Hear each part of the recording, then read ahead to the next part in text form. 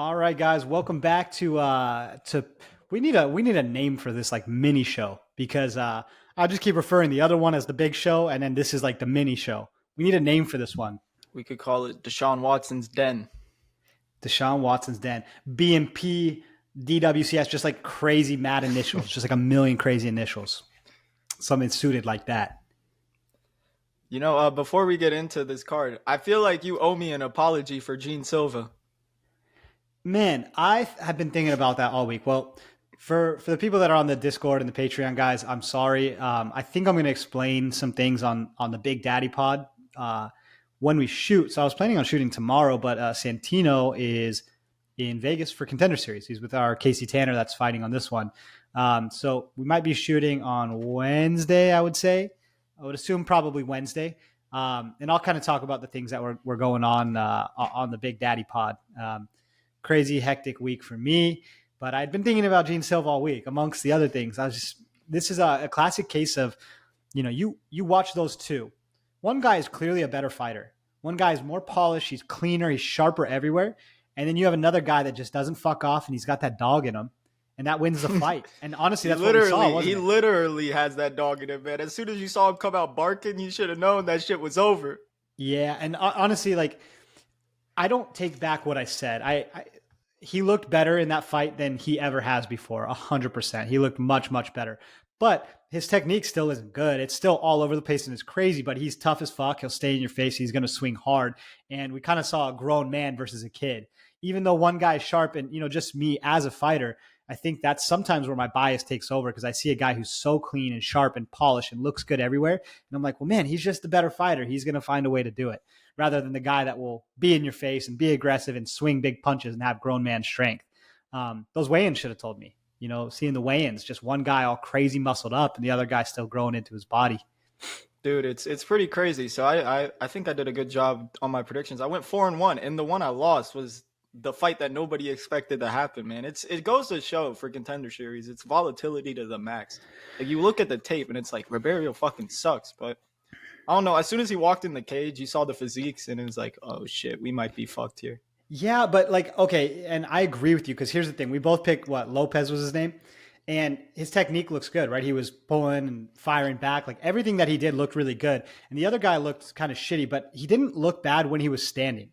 And one thing that Tino and I have talked about, especially this year, it's hard to rely on somebody's bad chin. It has been extreme. Now that Jason Witt is not in the UFC anymore, it has been increasingly difficult to recount and rely on guys with a bad chin because all of a sudden they don't get hit just right and it doesn't happen. And they end up being a way better fighter when the chin is the only thing holding them back. So for the future guys, minus 800, 900 favorites, whatever, maybe don't do that, especially at that weight class. But especially if the other guy's not his only flaw, but he's an athletic guy. He looks good, moves good. If his only flaw is his chin and maybe his, it's tough to play a huge number on that, right? So we live and we learn, and we move on to the next one. And another one that happened, right, was Izzy and Strickland. And what's crazy to me, so I was out this week, right? Man, guys, what a fucking week that I had. But I was thinking about the main event matchup all week, and I'm like, man, is everybody thinking this is so one-sided Izzy? I'm thinking, man, Izzy has shown in so many fights, like, kind of low volume. He's getting by on just mostly leg kicks. He's playing his back on the cage. He's got like a really bad style for like separating himself and just like winning fights, right? People have recency bias on his knockout of Pereira, but man, like the Cannonier fight, like so many fights, he just kind of plays back foot and does just enough. He's like an Olympic swimmer, right? He's just a fingertip ahead of the next person. And then you have a guy like Sean Strickland who just spars nonstop, right? He just spars all day, every day. That's all he does. He's getting so good at fighting because it's all that he does. A guy that's got a good jab. He's not afraid to stay in your face. He checks kicks. Man, I was like, Izzy's minus 700, minus 800. How is this possible that people keep betting him up to this number? Like Sean stylistically seems like one of the worst matchups for him. Yeah, and he was. We clearly saw it. Like, Izzy didn't win parts of that fight. Yeah, I'm not gonna lie. I got caught with my pants down on that with all the parlays with Izzy, but It pains The me ladies were that Drick. impressed. Yeah. It it pains me that it wasn't Drickus the one to beat Izzy. Man, I was hoping that fight was gonna happen, but we're gonna probably get Drickus versus Sean, and I unfortunately think that's a harder matchup for my boy Drickus. But might as I well do get too. into Man, this card. Sean's fucking good. Like, I think I've said this many, many podcasts ago. I said, Sean likes to make people think that he's just like aggression and raw, and he just goes in there to fight and has no game plan. The guy is actually one of the most intellectual fighters that like is in the UFC. He's not a dummy, right? He spars so much. He's got very good wherewithal. He got clipped by Pereira, but Pereira's got dinosaur bones and he's got 10-foot arms. It happens. And Sean wasn't afraid to stand in the pocket with him. I think honestly, if they run that fight back, it's a much closer fight the second time. And I believe Sean when he says he'll go with the same game plan, and I do believe that he could win the fight. You get caught in fighting sometimes, that's what happens. But I think Sean is a good champion, and it's weird because he seems more beatable than Izzy, but he just beat the shit out of Izzy, and he has a lot like better traits than Izzy. Like doesn't have as good athleticism and pure striking, but it's just like high volume, cardio, grit. Like I don't know. He's a cool champion. I think he'll be solid for some time. Yeah, speaking of high volume cardio and grit, we got a guy in the main event for this card that's going to present all of that. But I'm looking forward to this card. I think it's one of the more difficult cards when it comes to like bet-in reads. There's not really many, in my opinion, many locks on this card, but it seems like it's very well matched. I feel like they're all going to be very entertaining fights.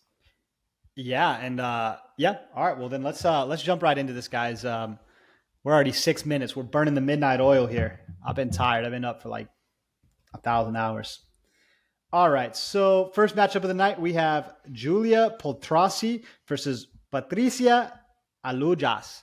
Go ahead, kick us off on this one. What do we got? Yeah, so initially before I did the tape, I thought I was going to be all over Julia Palastri. But I don't know. I have like a really weird feeling about this fight because we've seen on Contender Series seasons past. I'm trying to think of some names like think of Rayanne Amanda or like Sandra Lovato or even Denise Gomez. A lot of these like South American women that are like mainly strikers where their tape doesn't necessarily look the best actually somehow level up and they impress me. And I feel like that might be what we could begin here with Patricia Alujas. But the only reason, because it's like minus 375 Palastri, while I think she should definitely be the favorite, I'm not saying I'm going to bet Patricia. I guess my concern is that I can't rely on Julia to. She might grapple. I mean, if she does grapple, she's going to win this fight because I've seen Patricia on her back and she doesn't look the best. But I really don't know if I can rely on Palastri to grapple offensively enough to warrant this price tag. But I think I think she's definitely going to win. Maybe look for a submission prop, but I don't really have any hot takes on this fight because it's a massive favorite for women's MMA. Yeah, and that's a really tough proposition, especially when she doesn't really do a lot to separate herself. She's a really like wide stance Muay Thai girl that kind of picks off one-off shots and doesn't have insane power, insane grappling. But on the other side, we have the small sample of whatever the hell the other chick's name is. And the last 2 years, she could have been leveling up. She could have changed a million things, right? She comes out like Veronica Hardy and just becomes world beater, right? Even at the time, 2021 was the last film that we have on Tape Index. It kind of still looked like a close fight to me, right? She stands in the pocket, she swings hammers, and like I could see her connecting quicker than was it Poltrasi? Palastri? Palastri. I didn't realize she was gone since 2021. That's very odd why they are bringing her onto this unless they're trying to find a feeder for Palastri. Well, exactly. She was on it before. And that's what they are doing, but they are bringing on a feeder for her. But I believe that the fight looks closer on the tape than it does like according to the betting line. I mean, she's not a horrible striker. She's not the worst ever. She's not like completely out of it. She's scrappy. She's down the fight. She's not technically the best, but sometimes being scrappy. I think this could definitely be a value play here. I mean, we know who they're bringing in to win clearly, but I think there's definitely some value in the dog here, right? This could be the one that busts all the casuals parlays. So I guess pick to win would be Poltrasi. I would avoid parlays with her personally, and if we're looking value side, honestly, I'd go with the dog on this one. Yeah, I think it's kind of like Barboza last week. Just if she's going to cover this price, just play the submission because I feel like that's the path to least resistance here. All right, next up we have Eduardo Neves versus Jonathan Denise.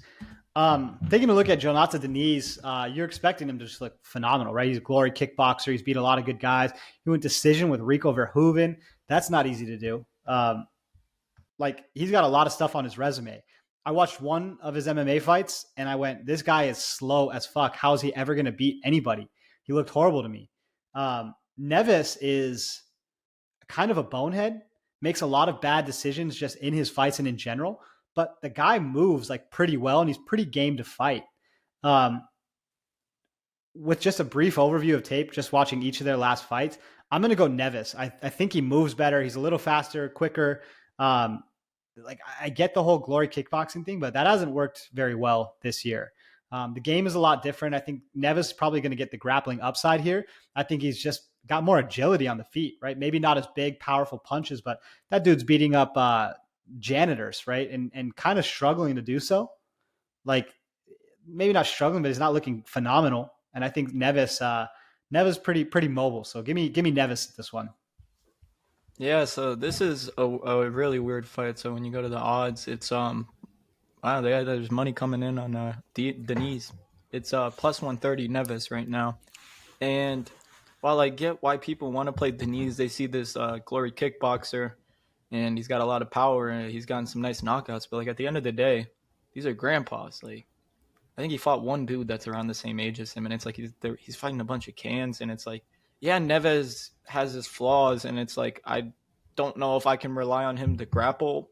He does it occasionally, like he'll go for a double leg, but it's like he's kind of stupid too. He gets into brawls, but I do agree with your take on the speed. I think Neves is going to be a lot faster here, but it's going to come down to whether he fights smart. Because if he brawls with Denise, he might get knocked the fuck out. Because Denise does seem like he is very dynamic for heavyweight. But I don't know. It's a close fight where I think maybe a pick'em's the accurate price. Because it's like we don't know what Denise is going to look like outside the first round. Yeah, Neves can be a tad gassy, but I've at least seen him in the second round in some of his fights. While it's not the best opponents, it's like against Denise, like who he's fighting no names. At least Neves is fighting at LFA Brazil. And I feel like you have to play him. Maybe if they hold a flyer on his submission prop, I think that might not be a bad look. But I mean, it might just turn into a pass fight. But seeing the Denise blowing up to minus 150, I might have to take a shot on Neves because I just don't get the logic in laying the chalk on Denise when he's kind of a mystery box in his own. He's just so slow. How do you go like rounds with Rico Verhoeven being like fucking slow like that? He's just so slow. I don't know. Maybe I need to go back farther in the archives. Maybe before he's just blitzing people and blowing them out of the water. But he just looks really slow to me. He's very powerful, but yeah, I kind of did take away that too. I think he's really slow, whereas Neves he moves really well for a heavyweight. Like I like his head movement. He's the kind of opposite. plays around. He's like a middleweight that kind of got fat and still has like middleweight like athletic abilities. Yeah, I don't know. I think the value's on him. I think we're both seeing the right stuff, but I don't know. Well, if this I don't see it loses, in our Denise. comments are going to be crazy next week. Crazy. You guys fucking suck. Fade all their picks. Fuck them. Only one of them's handsome. And I'm not Hey, saying which. I'm going with Neves, but if Denise wins, it's going to be a round one KO. So you can't come at me now because I called his path to victory. He's going to win a decision now, you fucking dunce. All right. Next up, we have Jean Matsumoto versus Casey Tanner. Now, Casey is a close friend and a teammate, so I will leave this one to you. Yeah, so honestly, I don't know why they didn't make this fight the main event. I feel like this is hands down the best. The main event fucking sucks, and this is a great fight. This is like two of the best prospects in the country. Not in the country, in the world. Did you say the world? Whatever, this region, this area. Like you know what I'm saying? Like on the lower levels. The fucking main event's horrible. All right, go ahead. Yeah, so we got our boy Casey Tanner, Fight Ready Zone. He's been with Coach Santino for like is it 7-8 years now that he's been with Santino? It's been a while. Well, so I've been with Santino almost 10 years, and I think a year or two into me training with Santino is when he got the head coach position at Fight Ready, and Casey's been there the whole time. And Casey was actually there before that, so he's still been with Ramon Salazar, Frankie Saenz, like all the OGs. So he's a lifer, man. Yeah, man. You got me fucked up if I'm on Santino DeFranco's YouTube channel and I'm picking against Casey Tanner. I'm picking Casey Tanner, but not just because of that. I watched the tape and it's like Jean Matsumoto. He has that like classic Brazilian Muay Thai style where he walks you down. I mean, it's pretty obvious what he's going to do on the feet, forward pressure, look to maybe just get in a brawl. But I've seen in a lot of his fights, it's almost like he's the same fighter every fight. I don't personally think he's bad, but I'm not really seeing the improvements I want to see. I know he's young, but I think he struggles with the takedowns. I've seen him taken down in like every other fight. It's just like a common theme, but he has good jiu-jitsu, and sometimes he's able to reverse opponents or attack a front choke and work his way up. But I don't know. I feel like Matsumoto is dumb enough to play jits with Casey, whereas Casey, I haven't came off this impressed with a fighter on Contender Series when it comes to like the grappling as I had when I taped Casey. Maybe I'm glazing him a little bit, but I've seen him go for some dynamic submissions. He goes for, I think it was a Sullivan stretch is how you say it, and he's going for twisters, and this is like effortlessly, and he's not even overthinking it. He's just going right to it, and he flows. Like when he gets on top, he flows amazing on top. You can really tell he's a Santino De Franco black belt. He's not a black belt, bitch. Oh, is he a purple belt? Actually, Santino's only awarded 3 belts. Korean Zombie, black belt, me, and Casey, brown belts. That's his 3 belts in the world, Santino DeFranco. Well, shit, he holds a high standard to the black belt, but brown belt, Casey Tanner, they're just giving away any brown belt. Yeah, I think Casey's top game is amazing. I mean, did he wrestle in college? Because his wrestling's really good. I don't know if he wrestled collegiate. I think high school, I think. But yeah, I mentioned this to you. He kind of reminds me of like a more polished Jonathan St. Pierce.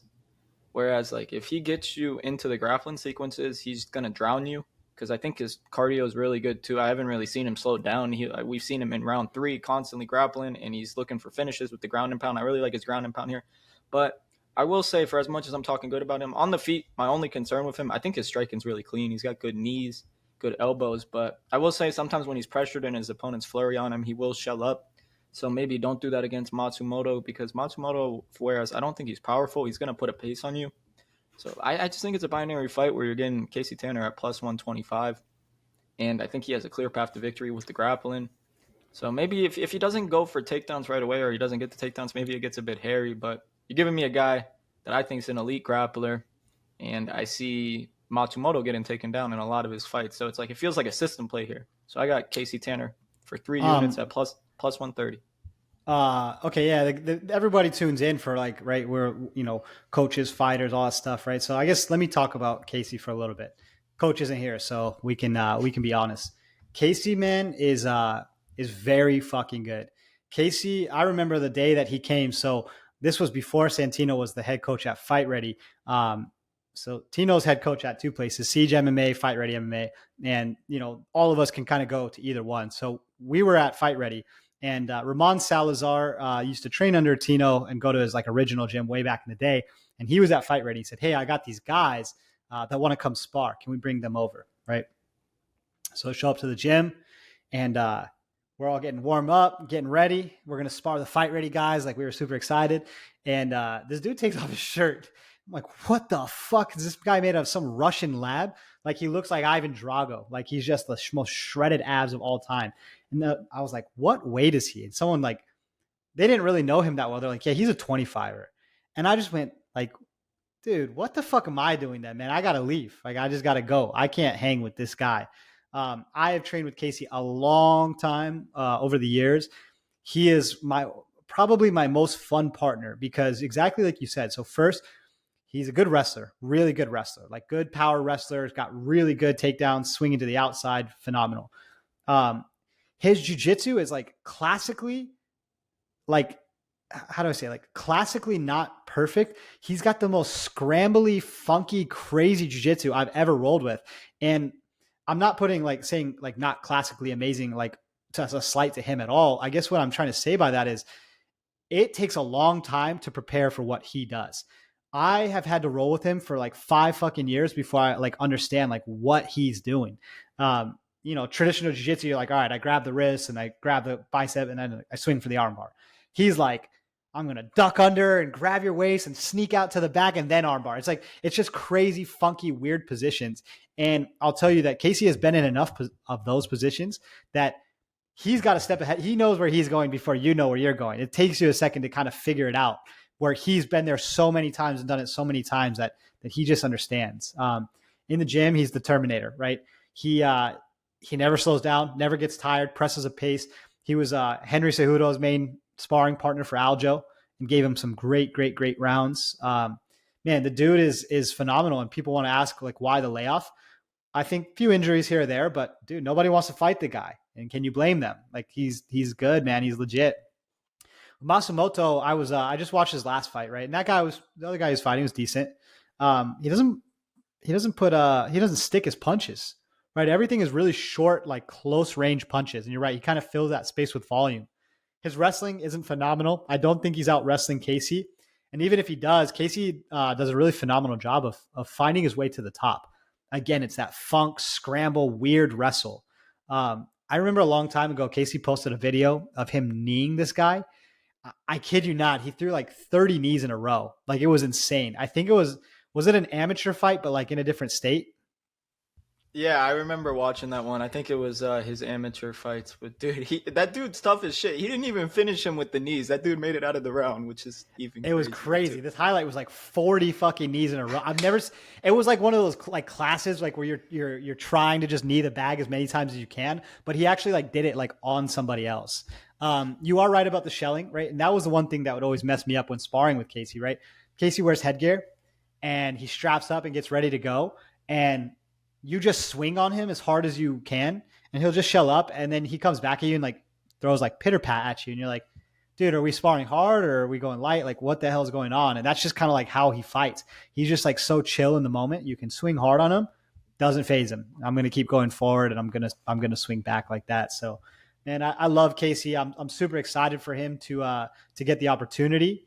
I know he hasn't fought in like top competition, but the reason is everybody pulls out of the fights. People won't make it to fight day with him, and then he's forced to find a last minute replacement. The guy's been begging for a fight for years now. So his only opportunity to come was on Contender Series. So man, I'm excited for him.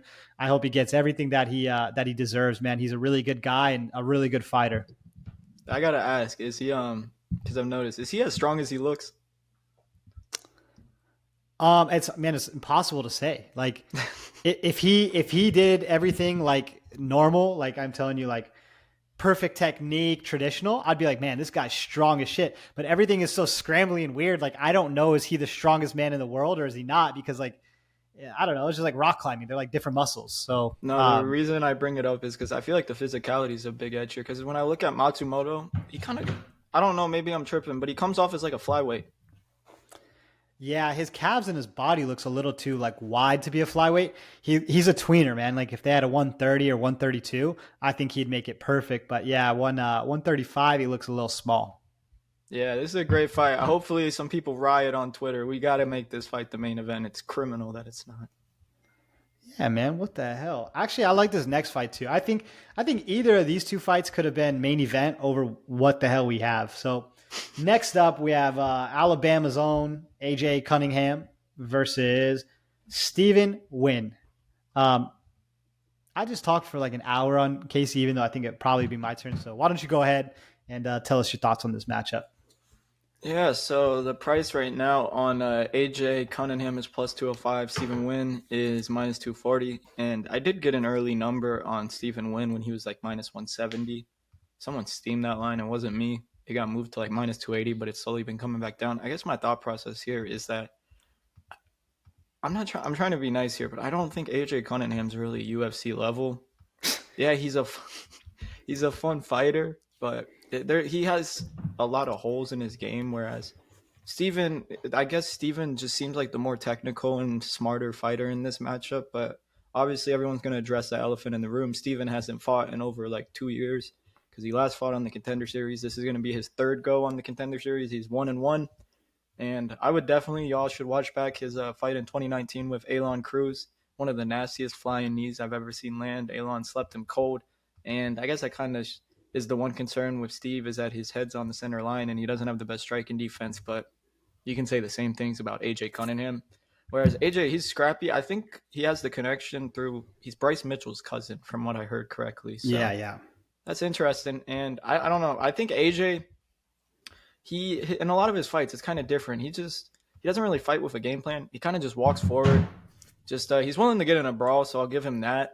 And sometimes he'll mix in his takedowns. He likes to get off on top control, but I have seen him taken down himself. So it's like, and I guess my issue with him is that he's going with like 50-50 fights on the regional scene with guys that aren't even close to touching the UFC. And Steve, whereas he might not be the more exciting, I just think he's more polished everywhere. He's got a good 1-2 low kicks. I think that's literally all you need to beat AJ Cunningham. It might be like his last fight, a boring decision, but I don't know. I think it's pretty straightforward. As long as Steve doesn't get in a firefight with AJ, AJ might look for takedowns here, but I've seen Steve Nguyen. He's hit some nice reversals. He works up pretty well to the feet.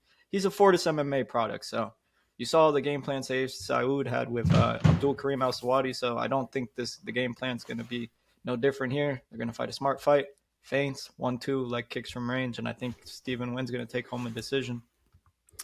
Man, I'm kind of mad at the Discord about this one because I think I had posted like way earlier, like maybe a month ago or something, and I was like, "There's 2 spots on this card that I absolutely love," right? And then I saw some chatter, and everyone's like, "Fucking Steven Nguyen, he fucking sucks. I'm going AJ." And I was like, "Is this people's perception? Like, is this everybody's perception of Steve Nguyen? And is this everyone's perception of AJ?" And I'm like, "Dude, I've been following AJ for a long time. Like not long ago are the days he was minus 500 favorite in every LFA fight that he's ever had. And you're like, fuck, is he going to actually win? Like he is going life and death with these guys. And it's not pretty. He has like no real skills. Like you're right. He just kind of walks forward. He's a big athletic guy. His big like claim to fame was like he was like wrestling with the high school team or something like that, like as a grown adult. Like just crazy, like crazy things like that. Just like silly things. Is it Arkansas that he's from?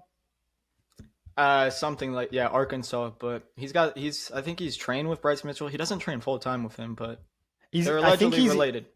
Yeah, he's either no, but he always corners him. So I think he is in Arkansas or Alabama, one of the two. Man, I just don't think he's good. And so like when I said, "Oh, there's 2 spots on this card that I like," I think it was Casey and Steve.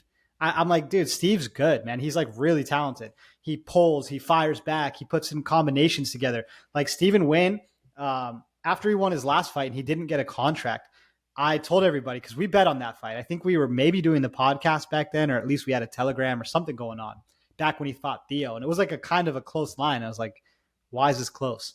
It was minus 400. Don't lie to the people. Oh, okay. I thought it for some reason it was like minus 180. Dude, that dude was so bad. Yeah, he was so bad. I was like, dude, this is like a free. Who fought that night? Because I remember making some good money. Yeah, I'll pull it up right now. Oh yeah, we did bet on that card. It was did we? Yeah, AJ Dobson was in the main event. He fought that fraud. Yeah, and Michael Morales, Clitson. Yeah, Clitson was on that too. Victor Martinez, Jacob Rosales. Yeah. I remember that card because I got AJ. I missed Michael Morales. I thought Vretnikov was going to get him. Cledson. I did too. Yeah, Cledson just showed like, hey, little boy, you're too small. That was the fight that fooled me that Clitson's a smart fighter. No, he's not a smart fighter. He's a really big fighter in a big weight class. And the thing about Santo Curatolo is he needs to be fighting in one championship or he needs to be done altogether. I'm not kidding. He's too small. He's very skilled. He's a very good fighter, but he's just too small. And Cledson is my height, but has like a massive chest and huge biceps. I'm like, dude, how the fuck could you have ever made weight? It doesn't even make sense to me. Man, I think Stephen Nguyen's the truth. I've always loved his skills. The thing that I said was, all right, he didn't get a contract. So the best news for me is he's going to go back to beating up cans on locals. And he's just somebody I can depend on. Good cardio, good fight IQ, good striking, good grappling. Like the dude is solid everywhere. If I were to line this fight, like me personally, I would put him at like minus 300 or minus 350. So honestly, anything under that, I'm like, all right, well, I don't like playing singles that high, but for me, he's a free leg in a parlay. I just think he's better. And the one thing that was kind of holding me off of it, I was like, well, AJ is so tall. AJ is like 6'3". And then I go look at their heights and he's listed at 5'10" and Steve's at 5'11". So I'm like, all right, he doesn't even have that advantage either. So Steve has the reach on him too, man. Yeah, I think this is a don't overthink it for me. I think that Steve's just better everywhere, man. That's what I think. I guess I'll add one more thing. AJ is a tough son of a bitch. I guess we need to factor that in. He could turn this into a dogfight, but Yeah, I feel like Nguyen's definitely the side 100%. Do you think he can find a finish on AJ's striking defense, or do you think most likely win by decision? It depends on how aggressive he wants to be. You want the truth. This is his third shot on Contender Series. He has to give it everything that he has. AJ doesn't have good striking defense. It's just the guy's a mess. Yeah, I would say he gets a finish because he's got to. If he doesn't, like, I what's he think do? he wins regardless. He's gonna get on it. I think that'd be the right thing to do. But Jamie Pickett got a UFC contract on his third time around, so hopefully Stephen Nguyen does the same. Yeah, same caliber of fighter. All right, main event time, right? Yep. 30 minutes for the people. Man, we're grinding it out. All right. So, main event of the evening. This one just kind of pissed me off, so I kind of just stopped watching it. We have James Yantop. Maybe that's how you say it. It's the double L. So in Spanish, is it Yantop? I don't know. Don't ask me. I'm not Spanish. Either James Lontop or James Yantop, depending on how you want to say it, versus Malik Lewis. I think we should call him the Peruvian. Yeah, Peru, de Peru. Why don't you go ahead on this one? Malik Lewis, Yantop. Yeah. So I'll give you guys my thought process. So I looked at this line initially. I'm like, okay, Malik Lewis plus 170. I remember him. He fought Trevor Peek, so I bet it for the limit. And then I did the tape, and I'm like, oh shit, I need to get out of this position because my issue with Malik Lewis, yeah, he looks good. He relies on his athleticism a lot, but I'm not a big fan of his cardio at all. I think he has major issues when it comes to, I don't know if it's his cardio or how he paces himself in the fights. Honestly, it could be a little bit of both. He might just have bad cardio and bad pacing issues. But I think it's a pretty easy fight to break down because you got Malik, who probably, if I'm him, I'm going for the grappling. I don't think it's a good idea to stay at range with James because we got James. James used this fight's at is it at 155 or 170? Yeah, it's at 155. James has fought at 170 a couple of times in his recent fights, so I think he's gonna have the size on Malik, and I guess I feel like just James does more. He fills the space. I mean, we mentioned that earlier, filling the space, filling the space. I think he does a great job of that. He has nice front kicks up the middle. He fights well. I love how he fights well out of both stances, southpaw and orthodox, and he really flows well on the feet. I guess my concern with James a little bit, we have seen in some of his fights, it gets stuck up against the cage, where that might not be a good thing against Malik because Malik's probably going to look for the clinch, look for the takedowns. We saw in his recent fight, I forget who it was against. I can look at it right now. It was against the Paulo Silva dude on Peak Fighting. It did go to the round 3, but let's not forget that Malik Lewis got dropped in that fight in round 1. So that's not the best look. He did get a round 3 finish, but it's not like, I wouldn't say his cardio looked massively improved. And I guess it's just one of those fights where Malik could get an early sub here. I think that's probably his path to victory is to find takedowns early. But I've seen James go a solid 15 minutes. I think James is going to work up off his back. He seems very squirmy and he doesn't fuck off with constantly moving in when he does get taken. Whoa! Watch your mouth, man. Sorry, I forgot we got this some is a kids family watching. show. Sorry. So we got James who doesn't fuck off. Dude, one more, they're going to take us off the air. So watch your mouth. We got James who doesn't know how to mess off. He does a good job working his way up against the cage. And I think the longer the fight goes, the better it's going to be for James because I think he's just got the massive cardio advantage here. The price is minus 175 for James. So I was wishing it would get a little bit better, but maybe I'll wait, see if it comes down a little bit. Optimally, could be a good live bet because Malik Lewis, he's got good serviceable striking and grappling when he's fresh. But I can't trust the guy with 5-7 minutes of cardio. We saw what Trevor Peek did to him. Yeah, but that fight was weird, man. You asked if it's a pacing thing or if it's a cardio thing, and I think, like you said, the right answer is actually both. That fight, he threw everything that he had in the kitchen sink at him. He looked world beater for 3 minutes. He looked like world beater. Like, who the hell is this guy? And then fell off the cliff. And then it was just like him stringing on, holding on for dear life. Yantop kind of seems like that kind of guy that will just stick around. I'm interested to see the height difference.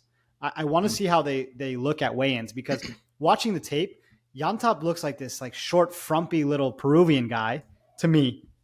Pardon me, extremely unathletic little frumpy Peruvian, and Lewis looks like this really tall, rangy, Isn't he from Ohio? Like Ohio dude. You know what I mean?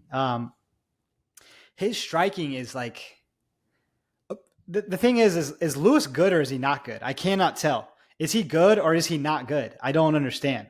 Like he has moments where he like snipes guys from a distance and he swings with power and he looks so clean. And then he has other moments where he just like loses himself and he's all over the place and stumbling over because he's missing punches, and his grappling sometimes looks like ADCC and then sometimes it looks like PBS. I don't know. Like it's just horrible. It's like for kids. You know what I mean?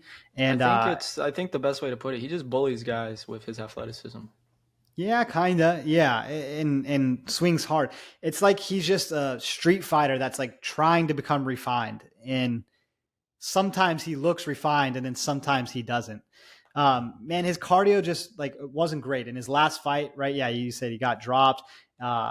Didn't look good for him for a minute, and then he ended up finishing in the third round. And even in the third round, he was pushing a little bit, right? He still was swinging on him. He was backing the guy up, even as tired as he was. But that's the thing is he looked tired. He looked gassed. He couldn't raise his arms. He couldn't keep them up, right? And he was kind of pot shotting one here, one there. I don't love Yontop either. I think his lack of athleticism is going to get him in some trouble. You're right. If Lewis takes him down, takes his back in round one, like that could be wraps before old Frumster has to put it on and work late. I mean, I think, in these kind of situations, Peru's been on fire, not literally, but like figuratively on fire. I got to go with fucking Yontop. I will say he's not with those Peruvians, unfortunately. If he was, he would be hammering him. But is that one gym that keeps producing all these guys? Yeah, Borjas, Pinedo, and Barzola, they all train at the same gym. But Peruvian MMA is hot right now. So, I mean, I would assume James is in the main event because they're trying to showcase him, trying to build up that Peruvian market. But, yeah, I don't know. Round 2, round 3 props could be a great look for James as well. But maybe if Lewis wins, maybe round 1 sub bet is a good hedge out. I think that's mainly his path to victory.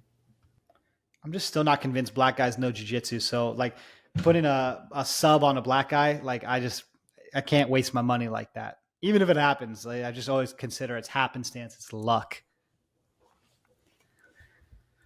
All right. Well, guys, it's been a pleasure. Pierce, it's been a pleasure. Yeah. Do you have any best bets or best predictions for the people with ADHD that can't pay attention for 30 minutes? No, fuck you guys. Pay attention. It's a 30, we'll call it 39-minute show. You get to see the two most handsome men in the world on the same screen at the same time, talking about the things that you guys are asking for, that you're tuning in for. And look at this. I got the 444 in the back, and I got the 444 on the shirt. Like, that's subliminal messaging. I'm telling you guys, tune in for this stuff. It's free. It's free. Like, it's free. Come on. Just tune in. Pay attention. Told you guys who I like. Doesn't mean I'm going to bet every fight. Honestly, I sat out pretty much all of Saturday because of all the stuff going on. Probably going to sit out this one too. Who knows? Yep. Give me fight ready or give me death. Let's go, Casey Tanner. Oh, yeah, Casey. Baby. Load up your Casey Tanner bets. If it doesn't hit, his @ is Casey Tanner 97 on the Discord. No, just kidding. It's not 97. It's something. We'll figure it out. All right, guys. Well, good luck. Do you have anything to plug, man? Do you have a sponsor at this point? What are these headphones? I don't know. I found them in my closet. No, I don't. I don't got time for that, man. We a tape junkie. God damn. And someone tell Pepe to stop crying, man. What a freaking crybaby. The guy was like, "Wait, I lost some bets and I'm never going to do anything again." It's like, man, come on. We've all lost some bets before. Who cares about this is the thing about everybody who cries on Twitter.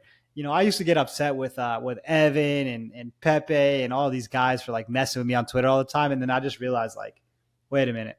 Let me take a look at my bank account and then realize why I don't give a shit what these guys say. Like, these old men, what the hell they're saying to me. Like, I'm young. I got money. I'm doing better than they are. Like, who gives a fuck? So, Pepe, I love you. You have good bets. Stop crying.